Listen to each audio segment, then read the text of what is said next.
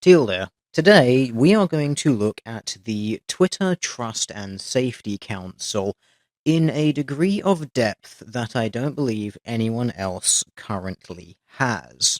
And we're going to be exposing some of the organizations that are on there as the anti-free speech advocates that they are. We're also going to be looking at some of the rather peculiar links that many of these organizations have to each other, which are hidden under the hood. All of this information is publicly available on the websites of each one of these organizations and simply requires a little bit of digging in order to find. Everything that you see in this presentation is going to come as the result of a 5-hour live stream, which I did not all that long ago, where I actually looked in depth at every single one of the organizations on this list. In this video, we're only going to be focusing on a few of those organizations, and they are the ones which I think to be most objectionable to have on the council. And in order to help make heads and tails of all of the political links that are going on here, I have constructed this. This currently illegible mass of colourful panels is the result of all of my research, and is going to serve as our guide throughout this entire saga. Viewers of a more nervous disposition may wish to don a tinfoil hat now, as we go on to look at the truth behind the Twitter Trust and Safety Council. So, to start us off appropriately, I'm going to throw us in at the deep end, right at the top, up here. We are going to be looking at the European Commission. Now, the European Commission is especially relevant in the Twitter Trust and Safety Council because it founded initially two organizations, the European Schoolnet and the Internet Watch Foundation. Now, we're going to look initially at the Internet Watch Foundation. Now, the Internet Watch Foundation is a hotline run by saferinternetday.org to report things hosted in the UK, such as child abuse, drawn child abuse, and so-called obscene adult content, otherwise known as pornography. So why is this part about so-called obscene adult content or pornography of particular relevance in the UK? Well, it's particularly relevant because recently in the UK there was a move to get certain sex acts banned from the internet. This includes simple acts such as spanking, caning, aggressive whipping, penetration with any object associated with violence, physical or verbal abuse, water sports, role-playing as non-adults, physical restraint, humiliation, female ejaculation, strangulation, face-sitting, and fisting. Now, while it is not illegal to view these things in the UK, it is currently illegal to manufacture anything on the internet featuring any of these actions. So what we've ended up with in the UK is a self-censored adult entertainment industry that people are actively encouraged to report. Make of this one what you will, and this is just somewhat a side point, but it's very much a taste of things to come. So now we're going to continue our look at the European Commission level by heading on over to the other side and looking at European Schoolnet. European Schoolnet coordinates the InSafe network, which is a key contributor of the Safer Internet program of the European Commission to empower children and young people to use the internet as well as other online and mobile technologies positively, safely, and effectively. The InSafe network link provided on the European Schoolnet page takes us to betterinternetforkids.eu, the homepage for the Better Internet for Kids digital agenda, but we'll come to that shortly. So what is the InSafe network being run by the European Commission? Well, it's an organization in two parts. Part of it coordinated by European Schoolnet, the other part of it founded and run in conjunction with the Internet Watch Foundation, and it is divided into two branches. InSafe, and InHope. InHope is the international arm of the Internet Watch Foundation and an umbrella company that sets standards for global hotlines that receive reports of things that undermine their core values, which are a commitment to the positive use of the Internet and a shared responsibility for the protection of young people by government, educators, parents, and the Internet industry. InHope is basically a phone line or an email address that people can use to report supposedly illegal or dangerous content on the internet. By contrast, InSafe is basically the European Commission's boots on the ground, providing open access centers in member states that are responsible for implementing campaigns, coordinating actions, and developing synergy at the national level and working with relevant local authorities. Between them, both of these organizations run an awareness-raising campaign day, known as Safer Internet Day, which is part of the Better Internet for Kids digital agenda. So we've heard a lot about this Better Internet for Kids digital agenda. Now what exactly is that? Well, let's take a look. The Better Internet for Kids digital agenda is part of a plan run by the European Commission. The strategy is to create a safe environment for children through age-appropriate privacy settings, wider use of parental controls, and age rating and content classification.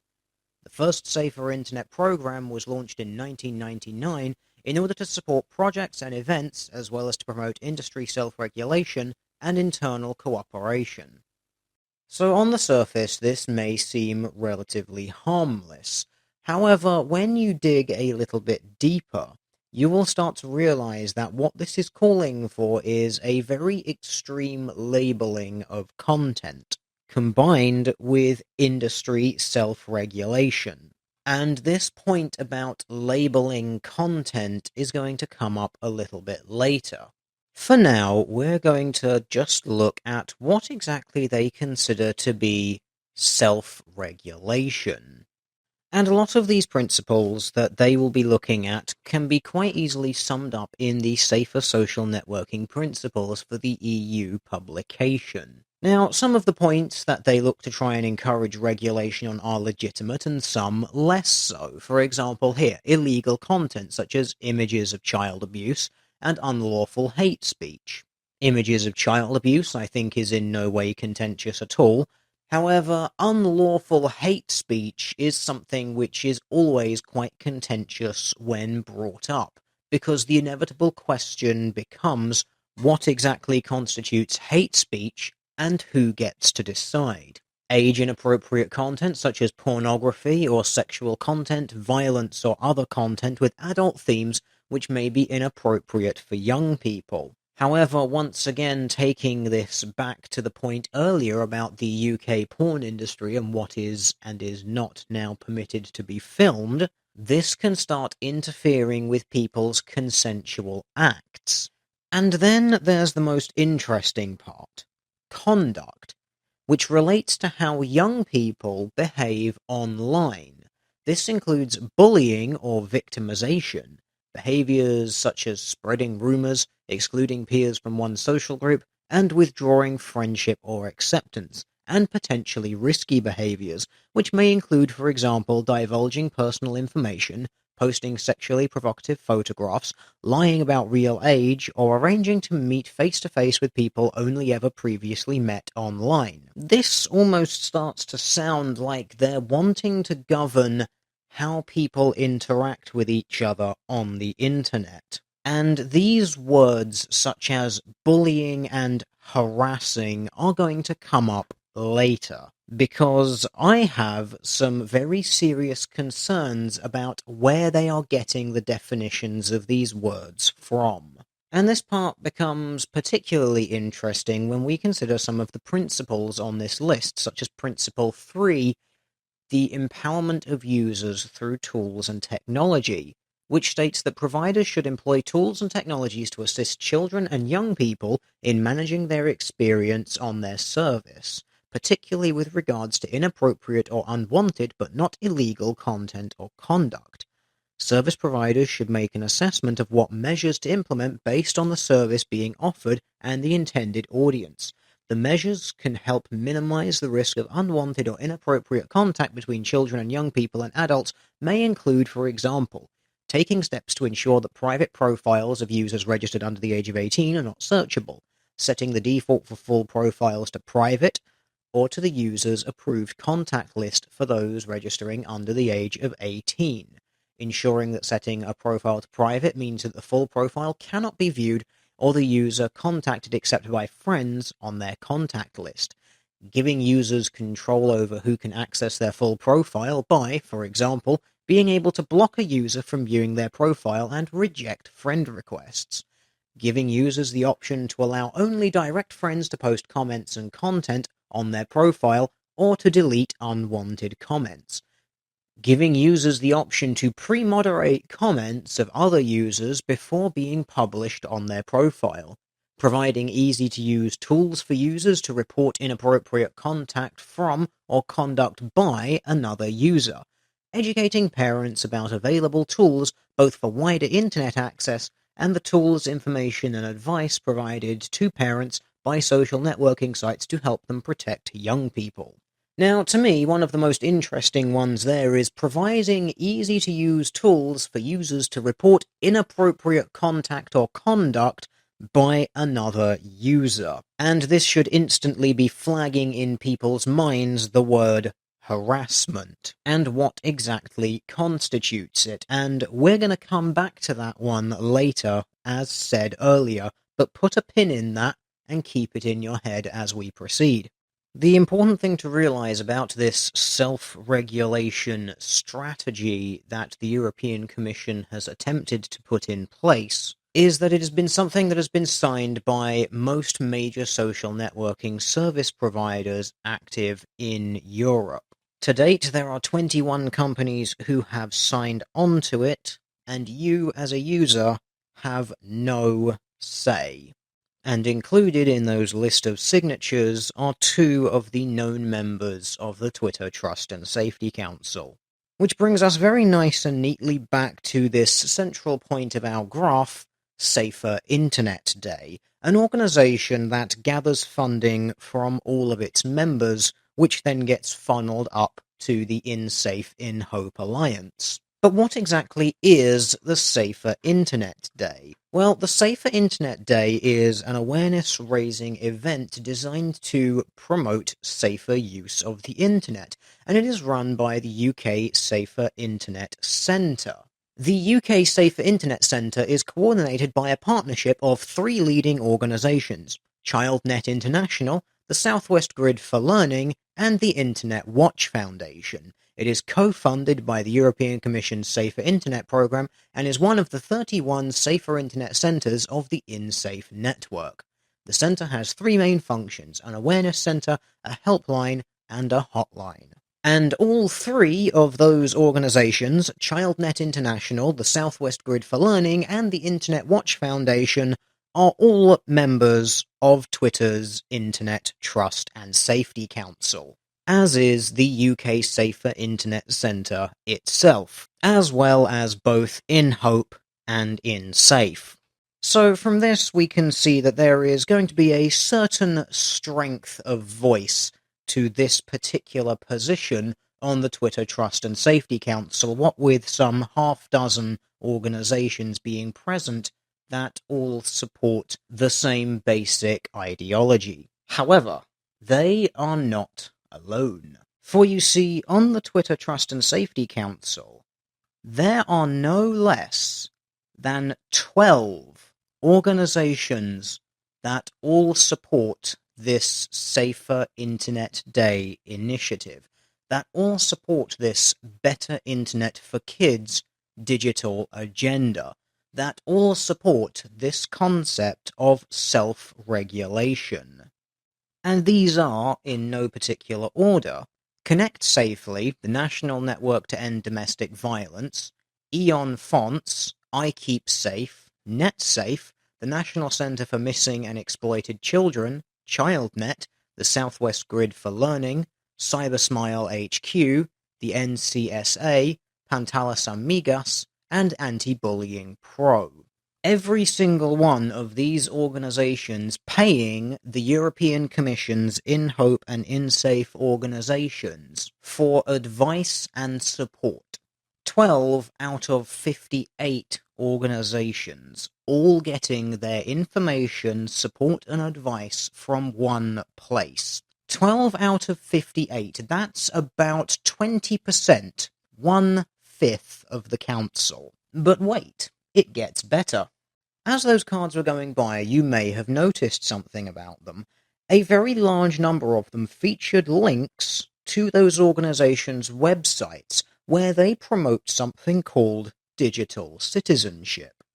So a good number of these organisations are supporting digital citizenship. But what exactly is digital citizenship?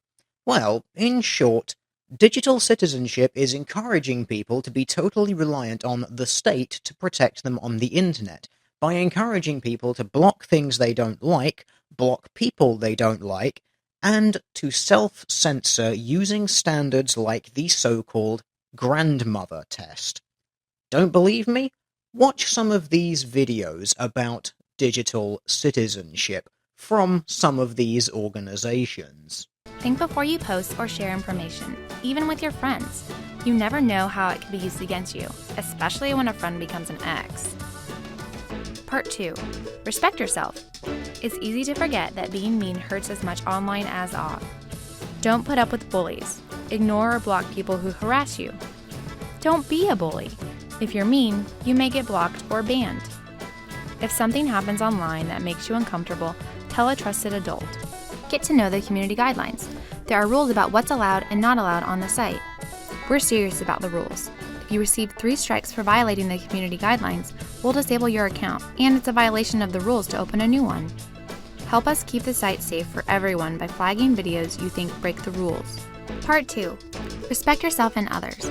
If you feel unsafe about something happening to you on YouTube, tell an adult and check out our safety center to learn about ways to help yourself.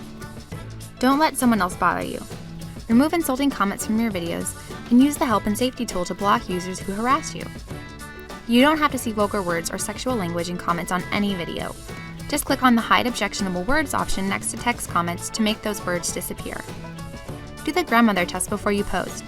If you're uploading a video that you wouldn't want your grandmother to see, think twice before you post it. I'm sure you get the idea by now. While there are certain elements to the digital citizenship ideal that are certainly commendable, such as teaching children and young people how to do things like use antivirus software on their computers, how to differentiate legitimate academic and educational sources from non-legitimate or propaganda pieces from certain organizations. These sorts of ideals are fine, but then all of this is marred by this sort of message of, if you don't like something, block it. If something offends you, block it.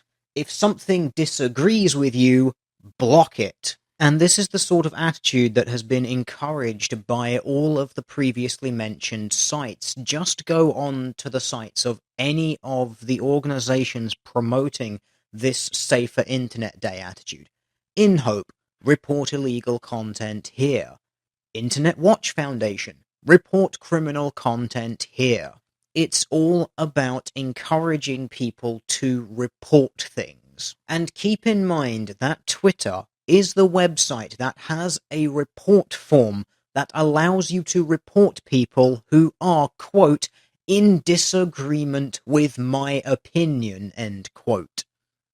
Now, obviously, there are legitimate reasons to be able to report things that you find on the internet, because there are activities which are just illegal. Anything involving sexual activity with children, for instance. Yes, this is something which absolutely must be easily reportable. However, there is a constant message from these digital citizenship websites, from this Safer Internet Awareness Day, and thus the European Commission as well, about harassment on the internet. And if enough bombshells haven't been dropped on this already, I'd like to take a look at one of these 12 out of the 58 organisations that support the European Commission's Better Internet for Kids digital agenda, specifically the organisation Connect Safely, which is the host of Safer Internet Day in the United States of America. And they run an initiative called One Good Thing. This was created by Connect Safely as part of the Safer Internet Day initiative. It educates people about safe internet use and fighting cyberbullying and online harassment by, quote, creating a pile-on of kindness for someone who was getting harassed or cyberbullied. And now we get to the part where I question what exactly these organizations mean by cyberbullying and online harassment. And an open letter about Safer Internet Day 2016 from Connect Safely, I think, highlights this adequately. In this letter, they are talking about having a live stream in which they are going to raise awareness about safety, the internet, and online harassment. And I'm just going to jump straight to the bombshell at the bottom.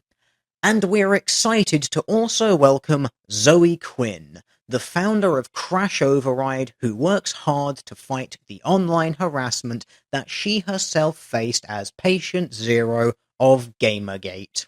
And the story then compounds itself even further on another one of Connect Safely's blog posts fighting back against online harassment and cyberbullying.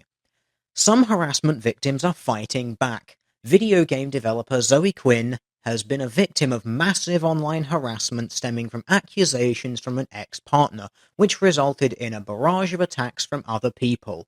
The harassment campaign eventually got its own hashtag, Gamergate, which caused many to confront the issues of sexism and harassment in the gaming community.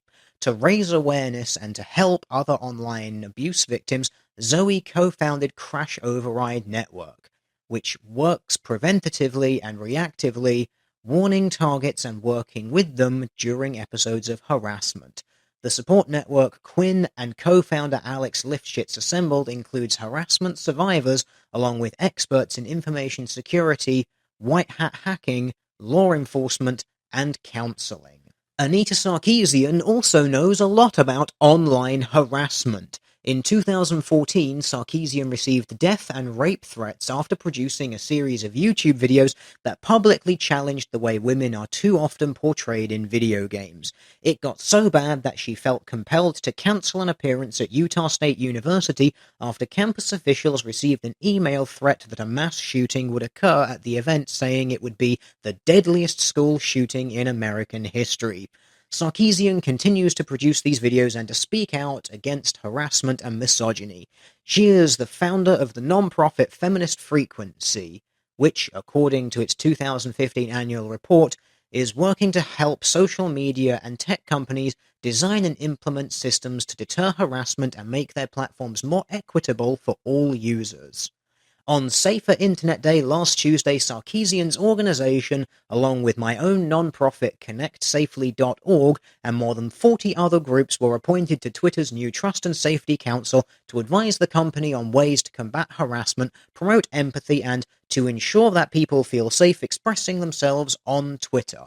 Twitter has famously been struggling to find ways to curtail harassment while maintaining its commitment to free speech. So, turns out Zoe Quinn is working alongside ConnectSafely.org and the Safer Internet Day initiative, which about 1/5 of the organizations on the Twitter Trust and Safety Council are using for their advice. And in this, of course, we have Miss Anita Sarkeesian as well, who so infamously went before the UN to complain about so-called cyber violence and online harassment, where she basically begged the United Nations to censor the internet to the point where people couldn't tell her that she was wrong.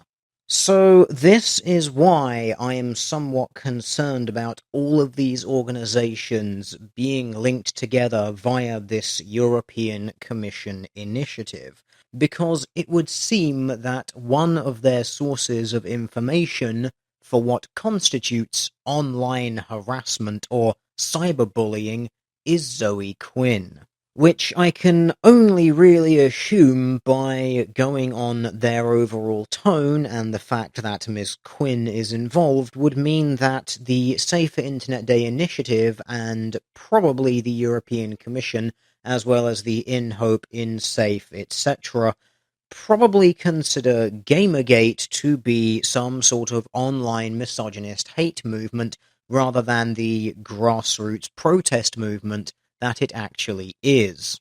And because all of these organizations are actively encouraging people to deal with things that they don't like, to deal with things that they deem as harassment by getting it blocked and reporting it, I wonder what they're going to encourage people on Twitter to do with the Gamergate hashtag, and indeed what these organizations are going to encourage Twitter to do about the Gamergate hashtag.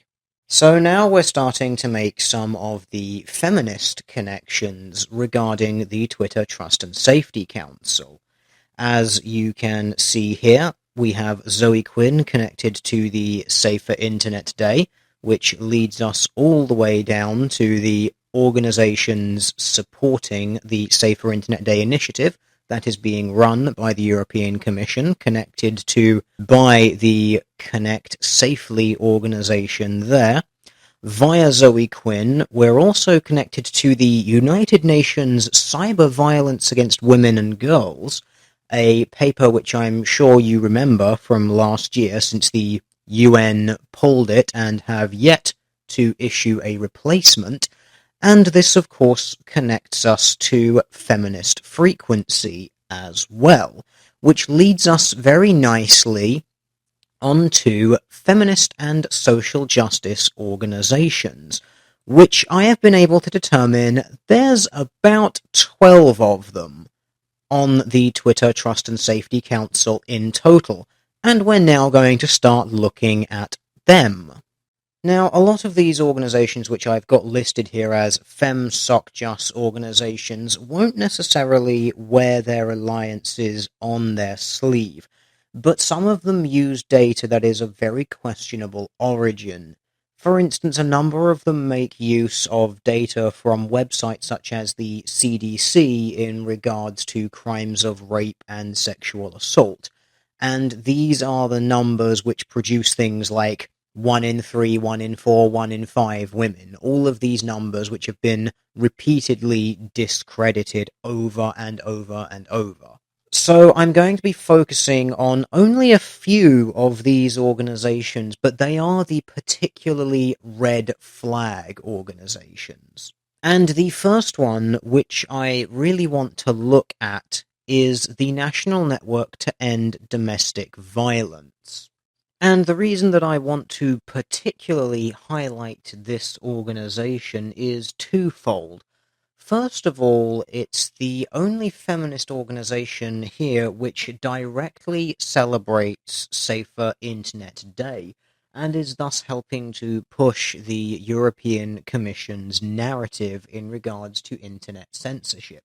So you might be looking at this and wondering, well, how do I know that this is a feminist organization? And the answer is rather simple. The National Network to End Domestic Violence was instrumental in helping to pass the Violence Against Women Act, a piece of legislation that had massive feminist support because it heavily gendered the already existing domestic violence laws in favor of women, by essentially forcing police to make an arrest at the scene by using the Duluth model. For those who don't know, the Duluth model is basically a domestic violence model that presumes the guilt of a man and presumes the innocence of a woman. And it does this by incorporating and presuming the accuracy of feminist privilege theory. That is to say, any arrest made under the Duluth model as part of the Violence Against Women Act will make the assumption that a man is attacking a woman as part of abusing his male privilege. And this is one of the members of the Twitter Trust and Safety Council, an organization that genuinely believes that all men hold a position of privilege over women in society. And of course, the NNEDV is not the only organization that thinks this way. We do, of course, have Feminist Frequency, who has historically been documented as talking about male privilege. And Hollaback, another organization that you're probably familiar with since they published the 10 Hours of Walking Street Harassment video, which is another organization who subscribes to this feminist theory of male privilege. The next feminist or pro-social justice organization on the list that I want to look at is Women Action Media. And part of the reason that I want to look at them is because they are a very pro-feminist organization, but also because they have a known history of getting websites censored, specifically Facebook. They published an open letter to Facebook which was signed by numerous other feminist organizations. And this open letter was aimed at getting any content that they deemed to be expressing violence towards women removed from the website. And they expressly named a few organizations, such as the Facebook page Fly Kicking Sluts in the Uterus, Kicking Your Girlfriend in the Fanny Because She Won't Make You a Sandwich, Violently Raping Your Friends Just for Laughs, and a few others. To add what they thought was weight to their case, they then went on to list some horribly inaccurate statistics which have been repeatedly proven to be inaccurate, and to then accuse Facebook of not addressing gender-based speech which apparently marginalizes girls and women and sidelines their experiences, concerns, and contributes to violence against them. Shortly thereafter, Facebook then capitulated to these demands and began removing content on a basis of what was deemed as gendered violence. However, this is not where this saga ends. Of course not. It gets a lot more political, because this new ruling system was used as a way of justifying silencing men's rights groups. A specific example being the censoring of a poster with the title Rally for Men and Boys in Crisis. Now, in their open letter, Women Action Media made 3 demands of actions that Facebook must take. 1. Recognize speech that trivializes or glorifies violence against girls and women as hate speech, and make a commitment that you will not tolerate this content. 2. Effectively train moderators to recognize and remove gender-based hate speech. 3. Effectively train moderators to understand how online harassment differently affects women and men, in part due to the real-world pandemic of violence against women. Now, in line with those demanded actions, you would expect this poster to be displaying something particularly grievous. Well, let's have a look at it, shall we? Oh, right. Yes, this is what Facebook censored in line with the demands from Women, Action, and Media. I believe there was another version of this poster available with a black and white photo of, I think, a homeless boy on the background, but I've not been able to find a copy of that. This is what Women, Action, and the Media was able to force Facebook into thinking was somehow glorifying violence against women. It's almost as if this feminist organization was simply using Facebook to censor a men's rights organization that they don't like, because they think that men's rights organizations are all inherently misogynist. So I think it goes without saying that Women, Action, and the Media are quite pro-censorship of political ideals that they just don't like. Speaking of organizations simply silencing political opinions that they don't like, I'm going to give an honorary mention to the ADL, who will quite happily use Anita Sarkeesian and cite Feminist Frequency in their research. So I guess we know whose side they're on. So now we're on the home stretch of our diagram. General red flag anti-free speech organizations. And first of all, we're going to look at La Lycra. They are a pro-censorship organization in France. The Lycra has successfully banned Yahoo from displaying in their search results and auction results in France anything that is related to Nazism, Nazi literature, Nazi memorabilia, or any website examining the Holocaust outside of the generally accepted historical narrative. This went ahead despite these websites being hosted in America, where people have the right to free speech. Lycra is basically an organization that spends all of its time going around suing people and taking people to court, often under very dubious circumstances surrounding accusations of hate speech. For instance, they've successfully managed to get 5 books banned from print in France, and they've also managed to get a comedian banned from performing anywhere in France because his material is supposedly anti-Semitic. Jugendschutz is a German organization, unsurprisingly, that seems to be mostly aimed at controlling how people are able to interact with each other on the internet.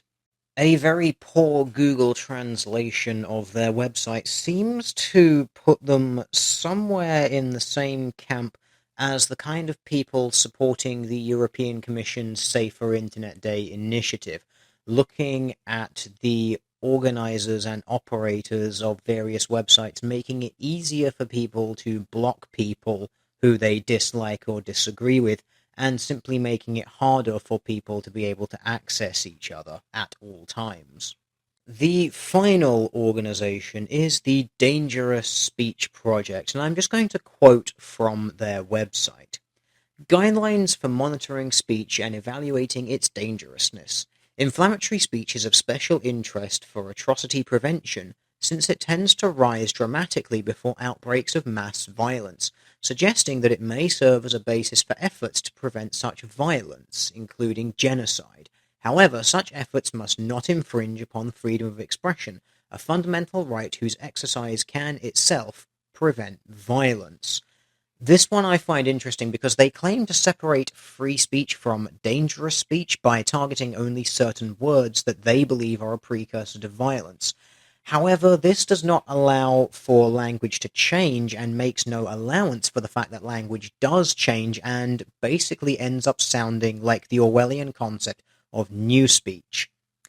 First, such speech can serve as a key indicator for early warning, since it is often a precursor, if not also a prerequisite, for mass violence.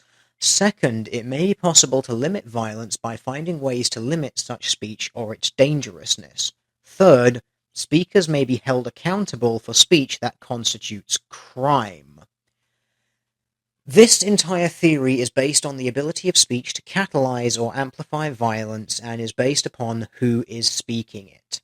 This could very easily be abused by social justice warriors and feminists, as we have seen with the straight white male, in line with feminist privilege theory.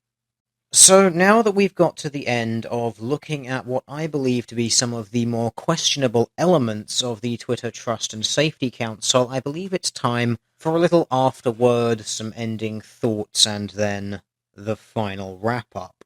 This has not been an exhaustive look at every single one of the organizations on the Twitter Trust and Safety Council.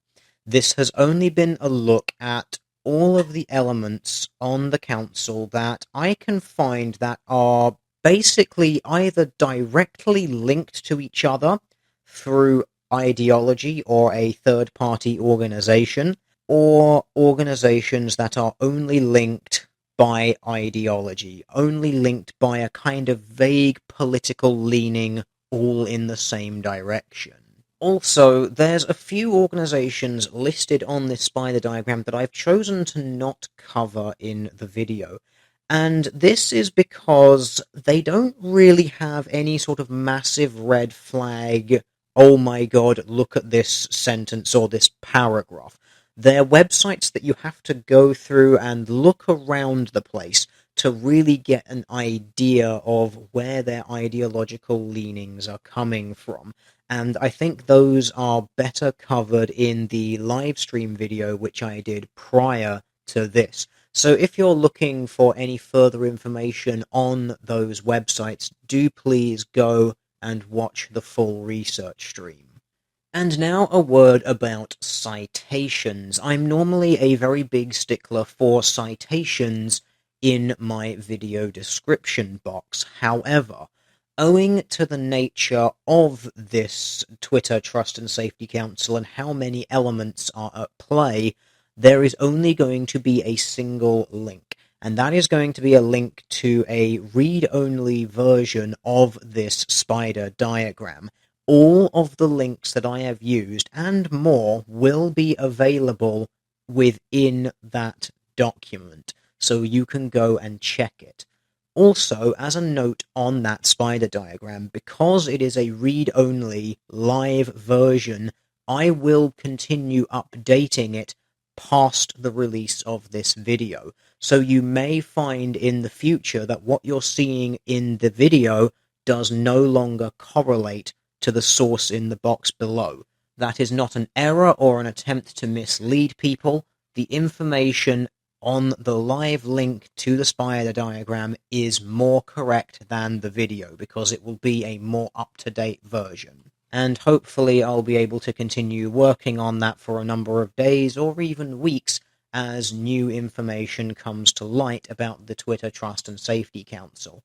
So you can consider this video to maybe be an unofficial part 1, or simply an open-ended documentary of the events. And now for some final thoughts. It seems abundantly clear to me that this Twitter Trust and Safety Council has a very distinct bias running through it. It is very heavily skewed in favor of the ideologies of feminism and social justice and the progressive left. Given the number of child abuse charities in this list, many of which are completely legitimate charities, and I don't want this video to tarnish their good reputations, but given their number, and given the push by the European Commission, given the push by Safer Internet Day and all of those sorts of organizations and initiatives, this entire affair smacks so very much of, oh, won't somebody please think of the children, as a means of ensuring that certain pieces of information, that certain voices are seen as dangerous and are silenced on the internet. But, as I said, this is an open-ended video, so do feel free to remove those tinfoil hats of yours and let me know what you think. Do you have any further information that I need in order to make this more accurate? Is this in need of a follow-up looking more in-depth at each individual organization? Or do I need to cover all of the other organizations so that we can add a little bit more balance? Who knows? But for now, I'm going to say thank you all for your time and watching this. Hopefully, it has been illuminating for you, if nothing else. And as a final and very topical thought, given the European Commission's involvement in this, I do have to wonder whether the revelation of their massive overrepresentation on this Twitter Trust and Safety Council may start swaying or influencing some people's decision regarding the future of the European Union. Food for thought.